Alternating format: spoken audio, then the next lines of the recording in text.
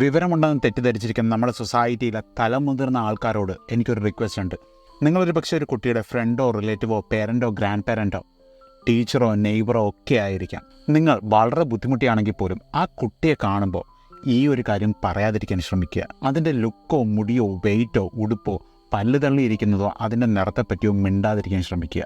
കാരണം മറ്റൊന്നുമല്ല, ഈ കുട്ടികളിത് കേൾക്കുമ്പോൾ നിങ്ങൾ മുതിർന്നവരായതുകൊണ്ട് തന്നെ അവർ നിങ്ങളാ പറയുന്നത് ശ്രദ്ധിക്കുകയും അത് വിശ്വസിക്കുകയും അത് ഉള്ളിലോട്ടെടുക്കുന്നത് കൊണ്ട് തന്നെ പിന്നെ അവർ ഏത് സിറ്റുവേഷനിലും എന്ത് പെരുമാറുന്നതിന് മുമ്പും ഇത് ഒരു വലിയ ക്വസ്റ്റ്യൻ മാർക്കായിട്ട് അവരുടെ ഉള്ളിൽ വരും. ഞാനിപ്പോൾ അടുത്തിടയ്ക്ക് അറിഞ്ഞൊരു സംഭവമാണ്.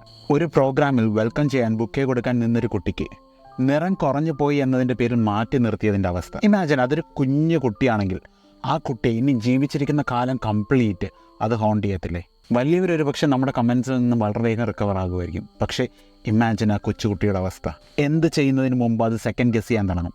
എനിക്ക് നിറവില്ല, എന്നെ കാണാൻ കൊള്ളില്ല. അവർ ചെയ്യുന്ന ഓരോ കാര്യത്തിലും അവരുടെ കോൺഫിഡൻസിനെ അത് ഇമ്പാക്റ്റ് ചെയ്യില്ലേ? നിങ്ങൾക്ക് ഇത്തരം സിറ്റുവേഷൻ വൈൽ ഗ്രോയിങ് അപ്പ് ഉണ്ടായിട്ടുണ്ടെങ്കിൽ ഈ വീഡിയോ നിങ്ങളുടെ സ്റ്റേറ്റസ് ആയിട്ട് ഷെയർ ചെയ്യുക. ഇതിനെപ്പറ്റി നിങ്ങൾക്ക് എന്താണോ പറയാനുള്ളത് അത് കമൻറ്റ് ചെയ്യുക.